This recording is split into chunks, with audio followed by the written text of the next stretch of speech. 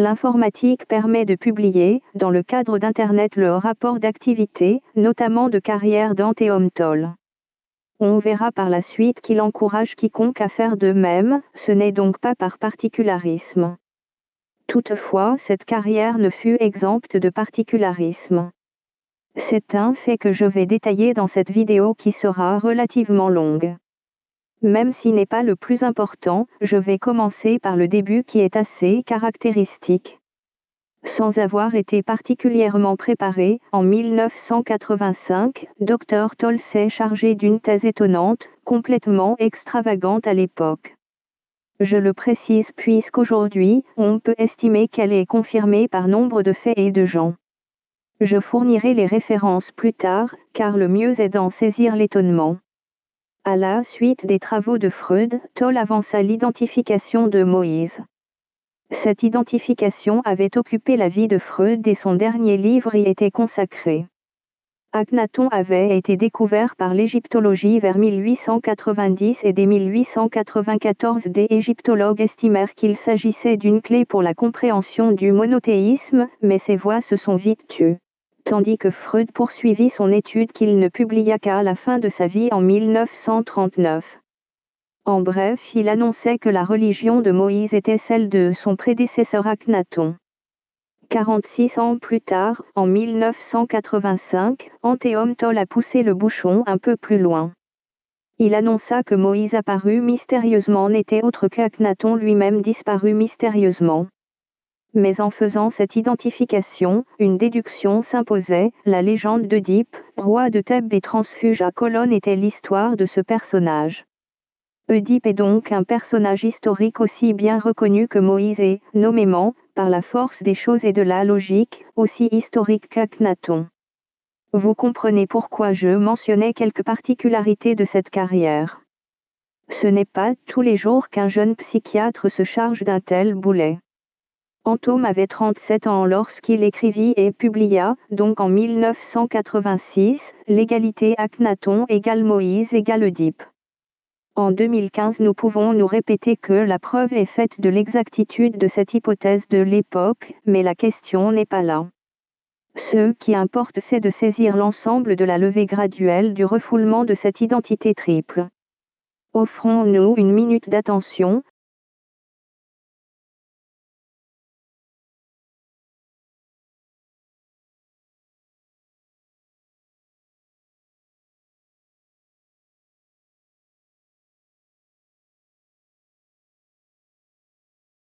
Moi, j'ai dit bizarre, bizarre, comme c'est étrange. Pourquoi j'ai dit bizarre, bizarre? Comme c'est bizarre. Vous devez me demander si mentionner un refoulement n'est pas parler à la légère d'une chose bien précise. Pour répondre à cela, il suffit d'avancer un élément supplémentaire. Si ce AMO avait une chance d'exister, on l'aurait su depuis longtemps. Eh bien, soyons justes, cette triple identité n'est méconnue que de manière récente, depuis peu de siècles et précisément depuis la Renaissance. Avant 1600, en gros, c'était monnaie courante d'estimer qu'un roi d'Égypte d'une haute antiquité, adorateur du soleil et bâtisseur de la cité d'Adon nommément avait été à l'origine d'Israël et d'Athènes. Le docteur Toll n'inventa rien, l'université de Londres lui en apporta la confirmation. Hermès aux trois noms a bien été connu. Il n'y a rien d'étonnant à retrouver ce roi. L'étonnant c'est qu'au XXe siècle nous ne le savions plus, et pour certains encore ne le sachions plus. Mais ainsi, du fait de ces observations, on peut effectivement avancer l'hypothèse d'un authentique refoulement.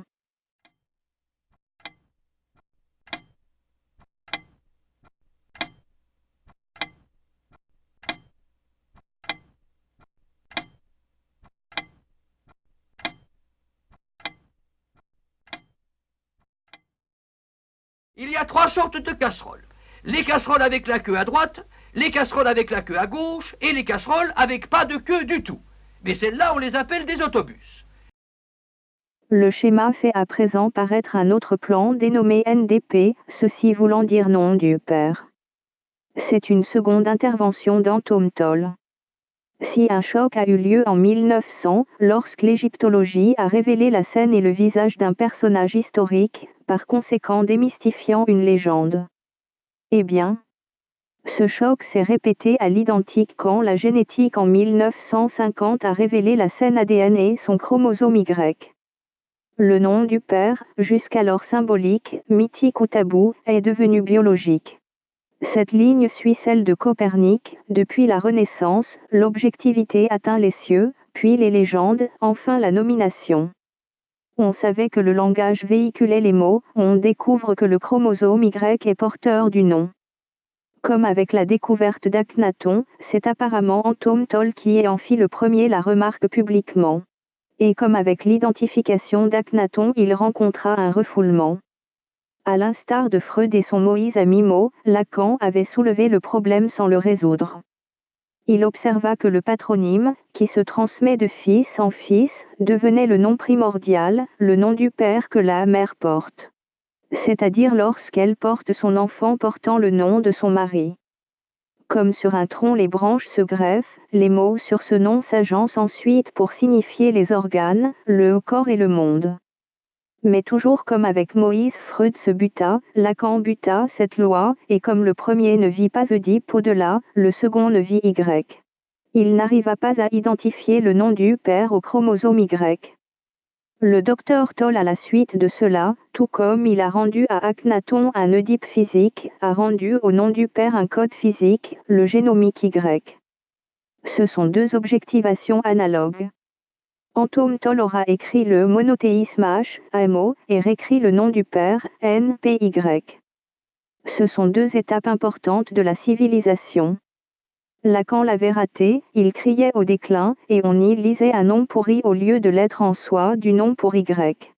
Sur cette échelle, je fais pointer cette seconde intervention par Antoine, entre les années 91 et 95 pour qu'on la mette en situation. Le refoulement n'est pas sans symptômes. Et la femme du garde des Sceaux, Badinter, à l'époque publiait une thèse sur le chromosome Y sans faire mention de l'essentielle notion du nom. C'était une aberration. Dans ce climat, Antoine Toll prenait la position de dissident. D'autant que sa famille connaissait quelque peu les Badinter. En devisant ses amis dire « si t'es pas cru, t'es cuit », il s'en alla faire un tour à l'étranger.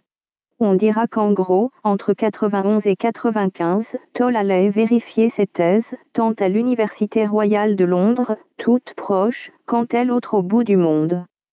En Nouvelle-Zélande, puis il se posa à New York. Il y a trois sortes d'autobus, les autobus qui marchent à droite, les autobus qui marchent à gauche, et les autobus qui ne marchent ni d'un côté ni de l'autre. Mais ceux-là, on les appelle des casseroles.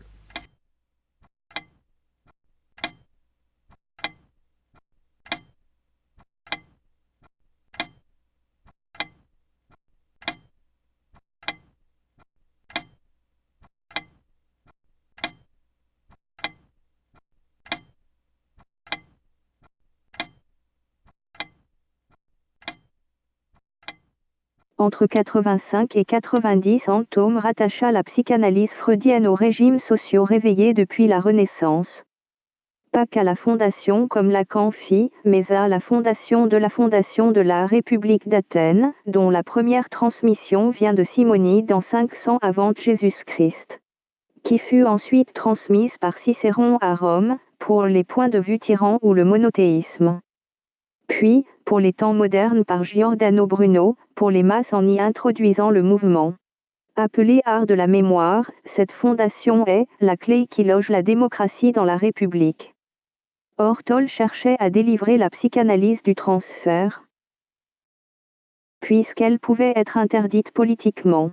Il fallait qu'elle puisse fonctionner en l'absence de psychanalystes. Pour envisager cela, le psychanalyste se met dans une pièce à côté.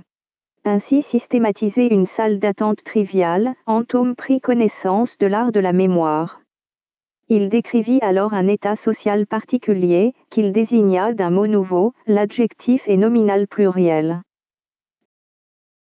C'était une découverte, comme ce que l'on appelle en physique un état de phase liquide, phase gazeuse, plasme magnétique etc. Et reconnaissant que l'intelligence artificielle qui venait au monde à cette époque imposait cette découverte. Il en prit acte également en l'écrivant d'un seul mot, l'appareil. On remarque en observant cette animation que ce qui est en analyse, ce sont les membres du groupe par le jeu d'une absence. Ce qui se passe du côté du psychanalyste est une fiction comme Simonide l'a décrit, tandis que Freud avait, lui, écrit pour testament. Il nous faut franchir l'abîme qui sépare la psychologie du moi de la psychologie collective. Sinon devrons-nous renoncer à avancer d'un seul pas tant en psychanalyse qu'en psychologie collective. En ayant réalisé ce renversement du dehors au dedans, cette psychanalyse comme un poussin est sortie d'un œuf. Malheureusement, elle était un vilain petit canard. Sa réputation avait déjà creusé l'ornière qu'elle allait rencontrer lorsqu'elle deviendrait viable, sociale et peut-être efficace. Son collègue en aventure se retrouvait en prison. Toutefois, l'analyse plurielle avait indubitablement réinstauré l'art de la mémoire en la maturité de la psychanalyse. La République pouvait devenir démocratie. Pour cette intervention majeure, le docteur Toll voulut être précis. Il avait mis au monde en 1985 une acceptation grammaticale qui fut ensuite reprise en termes de majorité plurielle et autres tas de choses dites plurielles. Ce mot devint si commun que les étymologistes l'étudièrent ultérieurement. Ils l'ont attribué à Jospin du cabinet Mitterrand vers 1990-95.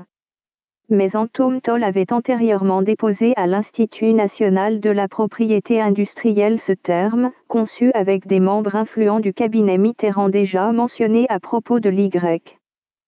Étant donné que pluriel analytique peut s'écrire en titre, plan, ce sera la troisième intervention de la carrière de Toll. Dans notre énumération, elle suivit, premièrement l'identification de l'Oedipe à l'historique. Deuxièmement l'identification du concept au chromosome. Troisièmement l'identification du plan au cœur de la démocratie. Ce sont évidemment des tournants majeurs, mais pour un tel progrès le mental évolue avec une base neurologique.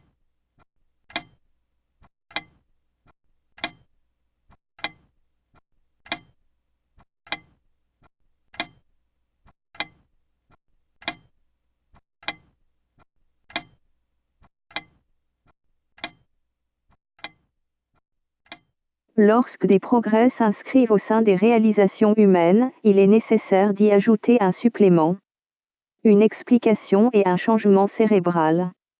La quatrième intervention d'Antoine Toll à la fondation de la psychanalyse freudienne répond de cette loi. Nous avons retrouvé notre scène primitive, restitué les noms à leur place génétique et ranimé notre mémoire. Durant la même période, nous avons industrialisé des hormones, la contraception et la fécondation in vitro. Cette dernière série d'inventions transforme notre cerveau. Pour le comprendre, il faut saisir que Freud était biologiste, neurologue et physicien, un modèle de médecin psychiatre des temps modernes. Au seuil de l'invention de la psychanalyse, il rédigea une esquisse pour une psychologie scientifique qui se range parmi les premières descriptions de l'appareil synaptique, dont les réseaux neuronaux contemporains ne diffèrent pas.